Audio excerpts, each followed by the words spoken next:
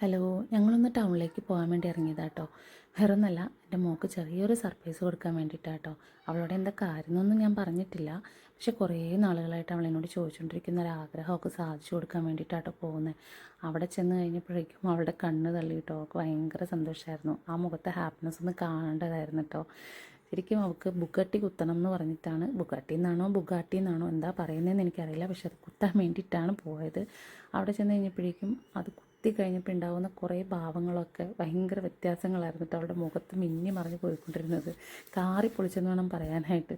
കണ്ണിൽ നിന്നൊക്കെ കുടുകുടാന്ന് ഉരുണ്ട് ചാടിക്കൊണ്ടിരിക്കുകയായിരുന്നു. വേദന എടുക്കില്ല അമ്മ, സീനൊന്നും ഇല്ല എന്ന് പറഞ്ഞിട്ട് വലിയ വീമ്പിളക്കി പോയ ആളാട്ടോ. അവിടെ ചെന്നപ്പോഴേക്കും ആളുടെ വിധമൊക്കെ മാറി. പക്ഷേ കുത്തിക്കഴിഞ്ഞ് ആ രണ്ട് കാതിലും അതിട്ട് കഴിഞ്ഞപ്പം അവളെ കാണാനായിട്ടൊരു സുന്ദരി കുട്ടിയായിരുന്നു കേട്ടോ. എനിക്ക് ഭയങ്കര ഇഷ്ടമായിട്ട് അവളുടെ കാതിൽ അതിങ്ങനെ കിടക്കണം കേട്ടോ. ആൾ ഭയങ്കര ഹാപ്പിയായി. കണ്ണാടി നോക്കി കഴിഞ്ഞപ്പോഴേക്കും ആളുടെ സന്തോഷം ഒന്ന് പറഞ്ഞറിയിക്കാൻ പറ്റാത്തതായിരുന്നു കേട്ടോ. നമുക്കങ്ങനെയാണല്ലോ, നമ്മുടെ മക്കൾ എന്തെങ്കിലും പറയുമ്പോൾ അത് സാധിച്ചു കൊടുക്കുമ്പോൾ നമുക്കുണ്ടാകുന്ന സന്തോഷവും പറഞ്ഞറിയിക്കാൻ പറ്റുന്നതല്ലല്ലോ. അപ്പം അവൾ അത് ഭയങ്കര ഹാപ്പി ആയിട്ടിരിക്കുന്ന സമയത്തായിട്ട് അവൾ എന്നോട് പറഞ്ഞത്, ഞാൻ അനുഭവിച്ച വേദന അമ്മ അനുഭവിക്കണമെന്ന് പറഞ്ഞിട്ട് ആ സീറ്റിലേക്ക് എന്നെയും കയറ്റിയിരുത്തുക കേട്ടോ. സത്യത്തിൽ ഞാൻ ഇന്ന്, അതായത് അവൾക്ക് കുത്തുന്ന സമയത്ത് കുത്തണമെന്ന് കണക്കാക്കിയിട്ട് അവളുടെ കൂടെ പോയതൊന്നുമല്ല. ആഗ്രഹമൊക്കെ ഉണ്ടായിരുന്നു എനിക്ക് കുത്തണമെന്ന്.